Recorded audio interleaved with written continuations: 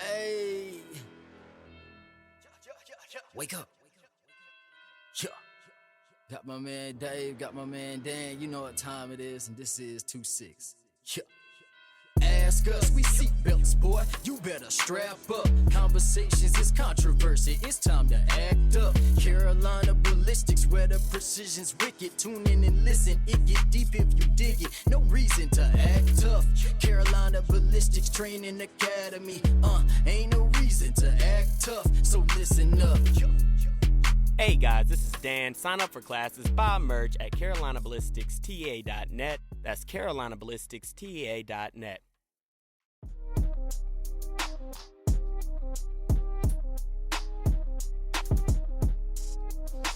Hey guys, good morning, good evening, good night. What's up?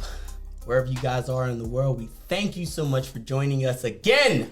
Season 2, episode 2 of the Dan and Dave Show. I'm your host, Daniel Irwin, and this is the man, the myth, and the legend, Mr. David Harris, everybody. Give a big shout out to David Harris. What's up, everybody? How y'all doing? Dave, you were gone for a couple weeks now. Where you been at? So I've been just out working and training, working with Vortex Optics, doing some training with them, training law enforcement out in Wisconsin. Wow, that's awesome.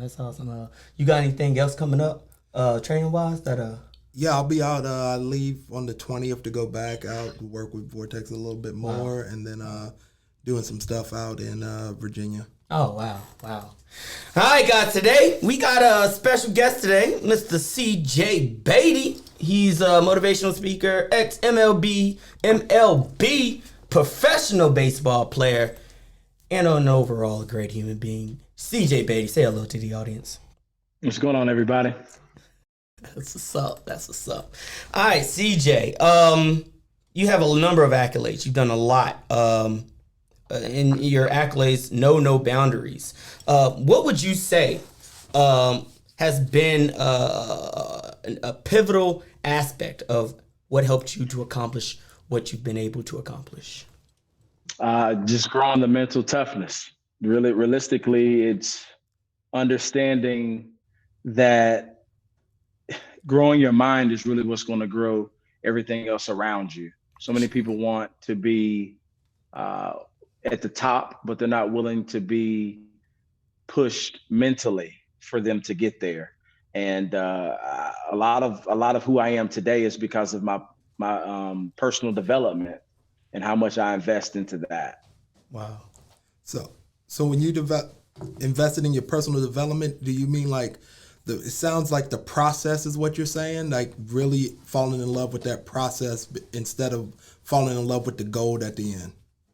Yeah, for sure. It's that journey, man. Yeah. People want, I went on my social media the other day and I talked about a microwave lifestyle. So that's what the world is conditioned for right now. They want a microwave lifestyle. They want to be able to put their idea or their plans inside of the microwave, right? And wait for about 2 minutes, 3 minutes, that oodles and noodles time. Mm-hmm. And then when they open up the microwave door, they want it all to be fixed. They want it to be perfect. They don't want to go through the lumps and bruises, but the ones, and that's why there are 2%ers and 98%ers in life, because the 98% want that quick route to fame. Mm-hmm. The 2%ers are the ones that understand the long-term vision. They understand that it's a process. They understand that it takes goals, routines, approaches to get there. And was my success overnight? No. My body of work said that I went through the trenches. I've still got scrapes from the first time that I fell over, and the second time, and the third time, and the 100th time that I failed. But you got to fall in love with the process. Sure. Yeah, I think that especially in 2023, when we look at just society as a whole, I think people look for that quick dopamine fix, the quick solution. You know what I'm saying? And I think that's why a lot of people aren't as successful as they could be. It's because that they're looking for that quick solution. Yeah, very, very much so. I mean, it's like that, man. I mean, so many people come towards me with ideas and wanting to start companies and have great vision. But at the end of the day, none of that is going to work without the mental. For sure. I don't care what your idea is in life. If you don't have the mental wrapped around it, it's pretty much going to be impossible to get off the ground. Most definitely. Now, question. We know that there is as you expounded on, there's a mental aspect of being successful. What kind of influence or impact can association have on a person's success? Shoot, a lot. I mean, you're only as strong as the as the weakest person in your group. Mm-hmm. So you can hang around. I tell people all the time, you can hang around out of 5 people, you can hang around a 10, a 10, a 10, a 10, but that last person is a 0. And we learned in elementary school, when you multiply anything by 0, what do you get? You get 0. I don't care how many stars you hang around. And I think that being around the right association, the right organization, being a part of the right group is really what's going to help speed up the process with you getting to your dreams and goals in life. So it's always starting with who you hang around and who you're associated with. Most definitely. Most definitely. I think a lot of people, when they look at a lot of the choices that they've made in life, and all of us, we have choices that we've made that we're like, man, I really wish I wouldn't have made that choice. And a lot of times, outside of the fact it's the environment that you were in, it's also the association that you're in that led you to make that decision. Oh, yeah, for sure. All day long. Mm-hmm. So you have an interesting approach. It's good friends versus bad friends. Can you expound on that train of thought? Oh, yeah. Oh, for sure. Good friends versus bad friends is one of the things that I like, especially as a life coach. I want people to understand, because people come to me all the time with this is what's going on in my life. This is what I'm going through. This is what's going on in my marriage. This is what's going on at my job. This is what's going on with the communication with my kids. Mm-hmm. They come to me with all these stresses in their lives. And one of the key components to that imbalance is who you're hanging around, right? Friends versus wrong friends, good friends versus bad friends. And I tell people to literally take out a piece of paper, identify your friends, put down your top 5 friends. All right. And a lot of times this exercise is truly going to open up you understanding who you're hanging with. Sure. Typically, you don't see anything that's going on wrong in your life until you put it on pen and paper. Mm-hmm. People can tell you all day long what you're doing, but until you can see it, you're like, oh, shoot, like I didn't even understand. I had no idea. But when you put your top 5 friends on paper, right, and you draw a line down the middle, very elementary school evaluation here, but it's going to speak volumes in your development moving forward. Then at the top of the paper, on one side of the line, you put pros. On the other side, you put cons. And you go through your top 5 friends and you write down all the pros that you can think about. And then you write all the cons that you can think about.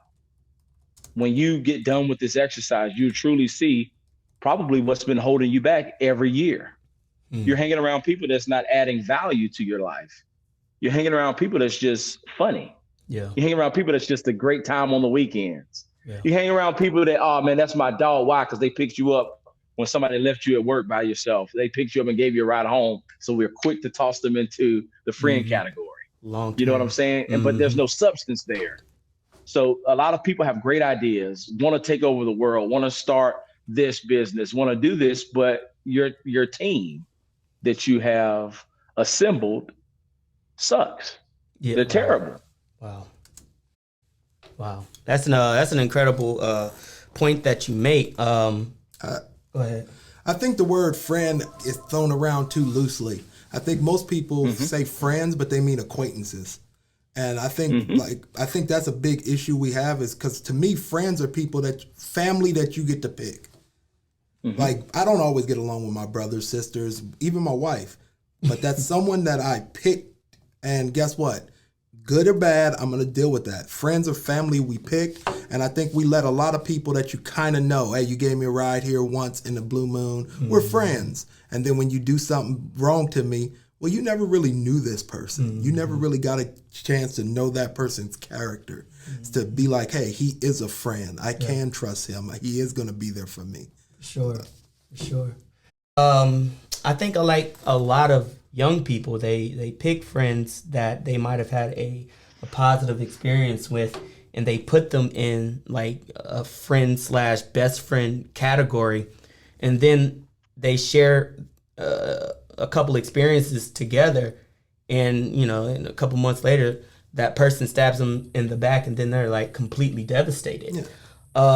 And that's why I said, is that really a friend? Exactly. Maybe that person's an acquaintance. I'm cool, but we throw that word friend, and I'm always like, friend is someone you chose. Like you choosing to be with that person as family. Like, hey, I'll do I trust you. You trust me. I'm gonna treat you as family. If you need it, I got you. Like, hey, I'm here for you. Well, if I'm gonna bring you in, I'm choosing that. Yeah. Like it takes a lot for me. My friend circle's not huge. Yeah. So it takes a lot for me to be like, that's a friend. Sure. I think like they say like your friend sphere like gets smaller as you get older. Agreed. Like when you're in your teens, you got like 1,000 friends and you think that's great. And then I think to an extent social media makes people feel that way as well. They got 4,000 friends on Facebook, or they got 80,000 friends on Instagram. They think that they're doing something. You know what I'm saying?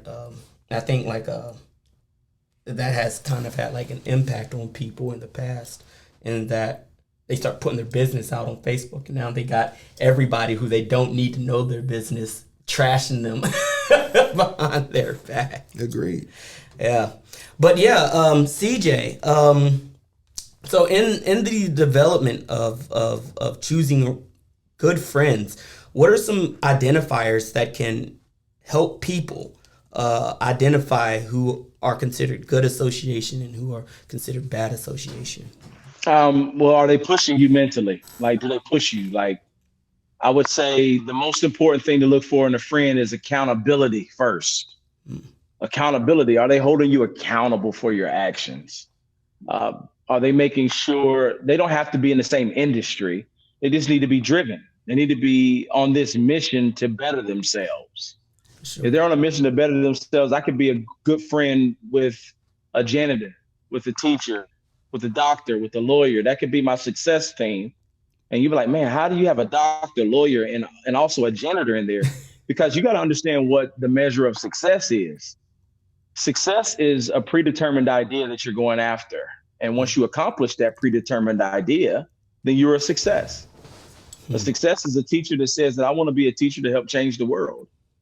A success is a janitor that says, I want to make sure that I do my job at the best of my ability to make sure that this building is absolutely clean. Well, you're a success if you accomplish that. And I think a lot of people don't understand the true definition of success, and they think that it's a physical equivalent to money.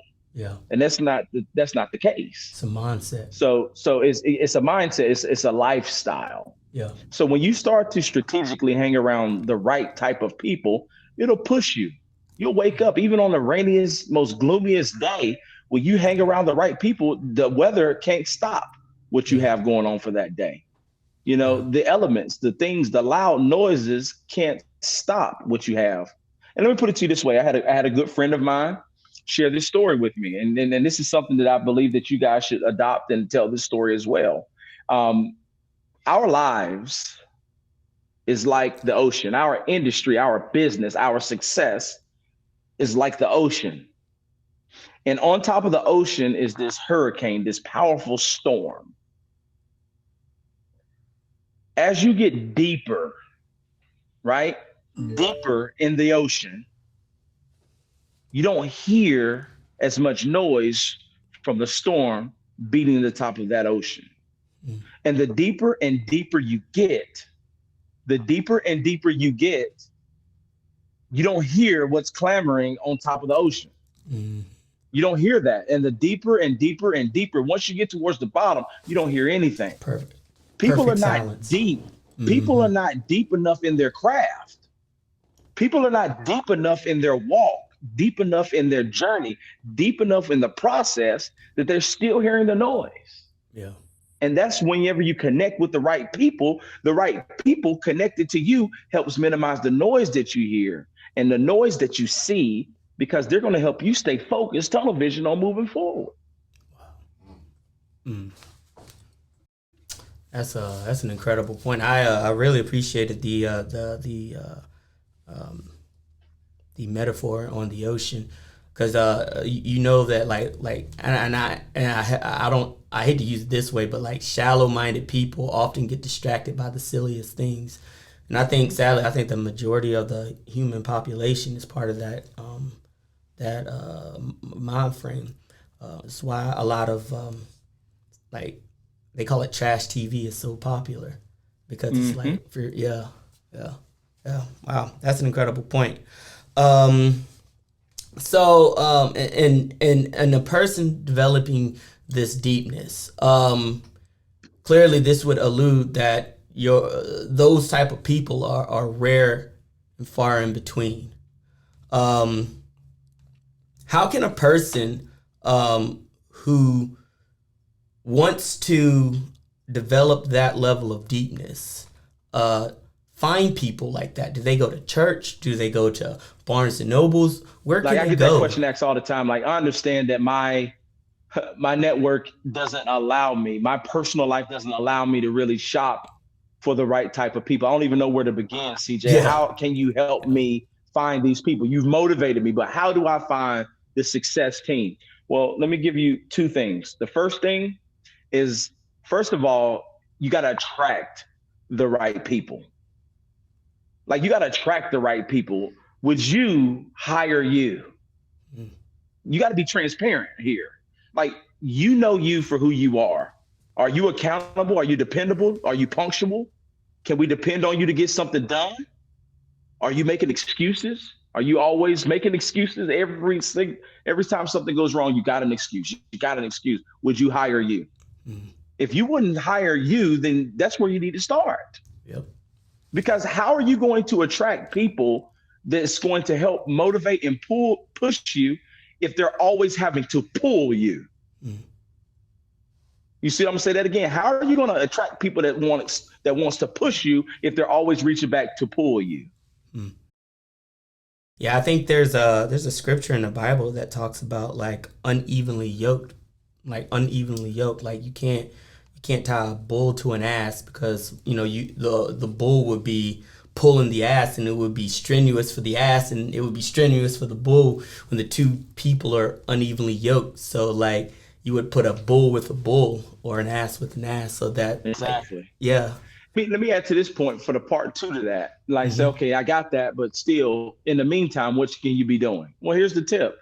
Until you find the right people to hang around, then you find the right resources to hang around. The right resources. Tapped into, like, think about it. Tapped into your podcast that we're on right now. Look how you're being fed. Tapped into other podcasts that feed your mind and feed your body and feed your spirit. Tapped into audiobooks. Tapped into, go to Barnes and Nobles. Ask where their self-help, personal development section is. 9 times out of 10, there's a coffee shop in there. Then enjoy yourself. You know what everybody always do? People be like, man, I can't afford a book. Well, you do like everybody else do. They go to the store, buy them some coffee, sit there and keep coming there every day until you finished it. Yeah. So when there's a will, there's a way. Absolutely. But at the end of the day, if you find yourself around resources until you find the right people, then that's what you need to focus on. Sure. Now, my question would be, if you focus on you and you focus on the resources, everything, I would assume that the right people will find you. Because, hey, what do they say? Only birds fly as high as eagles, other eagles. That's true. And it's think about it. It's the law of attraction. Because let me tell you how it happens, because I can tell you how it happened, because it happened to me. 10 years ago, when I was playing pro baseball, right? My mindset wasn't on this wavelength. My mindset was just get to the league, partying at night, trying to find a wife, because I was having tryouts, if you know what I mean. I ain't got to go further. But I was having tryouts. And I was playing Xbox. I was the Madden king. I was dethroning people and showing up to their houses and taking their left shoes when I beat them. Like, I was that kind of guy. You know what I'm saying? But what I'm telling you is, in order for me to make that dynamic shift mentally, right, I had to be able to do what? find resources. Yeah. Once I found those resources, I started reading more books. And when you start to read more books, it changes the way you walk. It changes the way you talk. It changes your interests. You'll start to find out, like, think about it. If I've never found anybody, if I've watched this podcast and I start to take notes, I notice in the comments that there is another guy by the name of Jim Brown from North Carolina that is like, man, in love with this podcast. And he's saying, if there's anybody out there that want to link up, we're going to have a Zoom where we're empowering people. Boom. I'm like, yo, I'm about to get on this Zoom. And now on that Zoom, I done met another guy by the name of Mike, which turned me into a business partner, which then turned me into a business opportunity. Now we're in real estate together. And on that real estate venture, I met Jim. Jim has introduced me to motivational speaking, and now I'm opening up for him corporately. And it all started from the pursuit of a resource to grow me mentally. Yep. That's the law of attraction, and that's how it works. But the first step is to be able to put yourself in position to grow your mind. So, like in a way, a person he associates with people with whom he wants to be like. What one of my friends said something about, like, you become that by osmosis, just by being like in the same realm of people whom you want to be like. The tricky part, I think, for some people is being like accepted, because like a lot of people who are operating or in the mind frame of a certain wavelength, they don't really want to draw from like people who are not. You know what I'm saying? If that makes sense. So for some, it would be like, I don't know if this person is, going to ask me for money, or I don't know if this person. Yeah. Let me help you with that, D. This is what happened. See, a lot of people fall short, and I'm glad you brought this up, because this is what I had to go through in my first 3 to 4 years of business. I wore my heart on my sleeve like so many other entrepreneurs. And I wanted to go out here and share the world my vision, but I didn't understand how to speak the corporate language. And since I didn't speak the corporate language, inexperience reeked from me. And when inexperience reeks from you, it's not that people don't believe in your vision, it's that money is time and time is money. Yeah. If you come to me with a great idea, man, I want to take over the world, but I can smell an experience from you, it's not that I don't believe in it, it's just I don't have the bandwidth or the time to reach back, and you don't even have a branding kit. Wow. You don't even have a proposal. You don't even have, your logo looks not Fortune 500. It looks like it's something that you drew on a napkin. It's one of those deals that screams that it's going to take time, and I don't have the time to teach this person. Yeah. So I started teaching people how to speak corporately, how to move corporately without putting one red cent in it. And one of the biggest things with that is understanding start with how to build your own proposal. Because you can go to YouTube and figure out how to build a proposal. And last time I checked, it's free 99. It's free 99. They ain't charging nothing for you to learn. You teach yourself how to build your proposal the right way.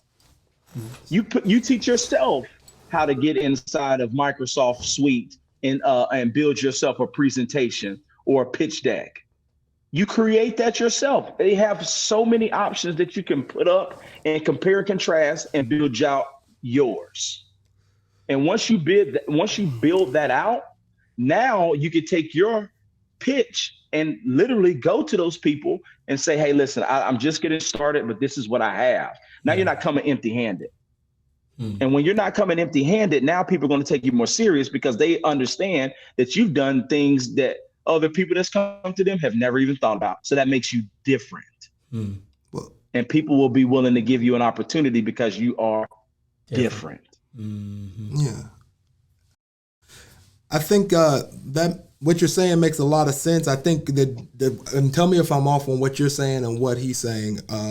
The difference between the two is, like you're saying, getting a room, you want to be in the room with the movers and shakers and learn from them. And what I hear from you, and I actually am more in line with what you're saying, is I I'm not worried about the movers and shakers. I'm going to prepare myself so good that when I get in that room with the movers and shakers and we start talking, to take your analogy, they're already at the bottom of the ocean, but you see me sinking down there with you. You see me coming. And because they see me coming, they're like, let me help this guy out. Because obviously he's already trying to get to this level. And I think a lot of the times what we look for and I'm going into my community thing, is what we look for is the handouts, and we don't look for, hey, I don't need the handout. What's the end goal? That's how I get there. And then instead of saying, hey, I'm going to do everything in my power to get there, and if it doesn't involve me going to that point, I get rid of it. Hey, that's not going to help me get to where I want to go. It don't need to be a part of that. Oh, you want to drink and do this, and that's not going to help me get there? Get rid of it. Oh, you don't want to help me get where I'm trying to go? You're not my friend. Oh, you want to help me and you see my vision? Get on board. Let's go. And that's how those friends and everyone gets into it, because guess what? That friend, like you said, it can come from so many different walks of life, but he has an end goal too. So you're like, oh, I see what you're trying to do. I'm not trying to do that. Oh, but it helps me here. Let's do this together, bro. I can help you. You can help me. We're both going forward. Is that bingo? Bingo. And that's exactly what it is. And I'll go to another point. Let me take it even deeper, because when this was presented to me in a way, I almost fought somebody. Because listen, this is what happened. Seriously, I almost fought somebody. I almost had to put these paws on somebody. Let me tell you the truth. Not the paws, man. I had to put, because what happened was I was in a multi-level marketing group, and I went to go play baseball for the season. So what I had to do essentially was turn over my group of people, my team underneath me that I have built, over to my upline leader. Right? When I turned them over to them, they got on a call without me. Usually I'm their leader. I'm the one that's communicating to the upline. But after the call, after I got done off of the field, I put in a call and I said, hey, how did the call go with our upline director? They said, CJ, it was terrible. I said, whoa, what happened? Talk to me. You know, she was very straightforward. She was very she didn't want to hear no excuses. She said that everybody should be on auto ship. And if you're not on auto ship, you're not serious about your life. And basically, I'm like, whoa, she came at y'all like that, man. I knew I should have turned it over. I'm so sorry, blah, blah, blah, blah. I called her up, and I was I was upset because, first of all, I had some family members on there. I'm like, listen, lady, you talking to people that I rock with since diapers. You talking with people that's really been with me since day one. And how dare you go at them like that? So I was puffing in the chest, ready to be like, yo, you're going to have to come correct and tell me what happened. But believe it or not, when she explained it to me, I had the that's crazy, because I had the mental toughness to understand what she was talking about. See, at that time, that if you don't have the mental toughness to understand a higher wavelength, you'll let your emotions get you in a situation that doesn't allow you to see the bigger picture. You can't accept criticism. I can't. So I'm thanking God that I was in place to receive this message, because now when she talked to me, she explained it like this: CJ, I stand correct. I did say that. I did say those things, but let me tell you why. People have to understand that when you show up empty-handed saying to help you, I don't have time for anybody like that. I only work with the people that say I don't have, but this is all I have right now, and I'm willing to do whatever it takes to make this work. I don't like to work with the people to say I don't have, but I haven't done anything to try to get out. I need your help. And I said, whoa. That's all I was telling people, CJ. I was telling them that they should be on auto ship, but then they didn't tell you that I told them what do they have to give. And you need to be able to set up something monthly to be able to give towards that. And they were already stuck on, well, I ain't paying. I got too many bills to pay. I can't help people like that. I don't care what their story is. If they're not willing, if the people are not willing to say, I don't have it, but this is what I have, all I have right now, and I'm willing to give you all I have, I'm not working with you until you're showing up with something. When you got skin in the game, as they say. When you have skin in the game, that's when more people are going to take you serious. People want loans from the bank, but can't afford the down payment. People want you to be able to help them with this business venture. But when you say how much money you putting in, you be like, man, I ain't got nothing to put in. Well, how about you save up money save up money the whole year. So then when you come back and knock at my door, you're saying, I don't have the whole 20,000 to put down, but last year I saved up everything that I could and I managed to get 8,000. Well, you know what I'm gonna say? For that, I can work with that and I can respect that. But people want to come to you and be like, man, look, you already know what I got going on, fam. I have no more money to pull, but how about you sell those Jordans in your closet? How about all those things that you say you have no more money? How about you sell some of those things that ain't making you no money or creating value in your life to be able to get that money to go on that retreat that could be life-changing for you? It's so many people making excuses on what they don't have, but they're not willing to part ways with what they used to be who they need to be. Yeah, and as an entrepreneur, I think we both can see people when they get into they want to develop a business or whatever. Then when they see how much work or how much money it requires from them, they're quickly like, oh no, never mind. I ain't even going. I'm gonna go ahead and punch that clock back in my job. I'm not trying to do all that now. It's a quick deterrent in engaging in that endeavor. Yeah, I mean, and that's okay. My mentor told me this. He said, CJ, you can't. The stupid person is the person that continues to try to turn ducks into eagles. Yeah.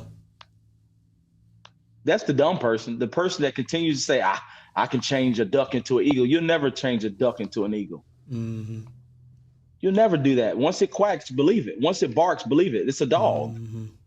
People will lose their minds, lose their businesses, lose relationships, lose a lot of time in their life trying to convert a duck into an eagle. And that's what people got to understand. And then also what you got to understand too, for this thing called life to work, we need the 98%. Because the 98%, and see the message in this, because I'm not shaming anybody that works fast food or that works at Walmart or anything, sure. but see the bigger message here. We need the 98% for this world to go round. Yeah. So if somebody is doing their absolute best to remain in the 98%, leave them in the 98%. And continue to work until you find somebody that might be in the 98% that's actively moving towards the 2%.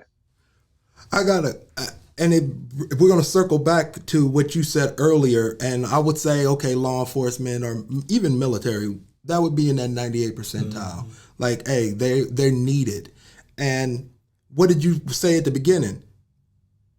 When you say, hey, leave them there, no. What if that's what that guy figures is excellent? And you look down on, hey, that dude wants to be the best police officer and help his community. That's his goal. He gets up every morning to do that. And he's trying to pursue that to the absolute peak and be excellent at that. Or you're in the military and you're trying to be an excellent soldier and you're trying to be excellent in your craft or whatever that craft may be, painting, whatever. Hey, I want to be great at this. Well, guess what? Now that if I say, hey, you shouldn't want to do that, you should be over here trying to be an entrepreneur making millions of dollars and doing this and then this. Well, that's me putting what I feel is excellent on you. And that's the problem. We keep like, hey, I want you to do this. I want you to do that. Or like you said earlier, where guys have ideas and he's like, hey, I'm really good at policing, but I got this entrepreneur idea. And then you're like, well, what do you want to throw in on this? Oh, I want you to just invest. No, thing. but it's your idea, my man. Yeah. Like, you don't want to invest in your own idea. So how much do you truly believe in your idea? I think that was a great point, man, that you made. And to, you know what? I'll even throw a little bit more icing on top of that cake that you just baked right there, buddy, because of the fact that, you know, what people need to understand is when they pull back to say, I'm gonna be the best police officer that I can be, right? Maybe that entrepreneurship thing ain't for me, and I'm gonna slide back to be the best police officer I can be. Sliding back is just your physical. Mentally, you becoming the best police officer in your community, yo, that's the 2%. That's the 2%. That's the mentality. The slide back physically, but mentally, you're in the 2%. Still there because you're a success. Still got that mentality. Because of the way that way that you think, and that's what I was telling you about. That police officer would have a seat at my table because he's actively looking towards reaching so many people, and he has goals. He's driven. He's in the community. He's involved in change. So therefore, he has a seat at my table, just like I said, beside that janitor. that wants to be the best janitor he can be. It doesn't matter about your physicality. What matters is the 2% mentally. That's incredible. I like that. Yeah, that's incredible. That's deep. Well, guys, that is our podcast. Mr. Beatty, that was fire. I don't know how else to say it. That was really powerful information you just dropped on us. We thank you so much for joining us. Guys, if you made it this far, you are the real one. Thank you guys so much for checking us out. I'm Dan. This is Dave. Thank you for your time, sir. Thank you, Mr. Beatty. Yeah, no worries. I had an absolute blast, man. You guys do it right, man. Keep pushing for real. I'm happy to be a part. I dig it. And we are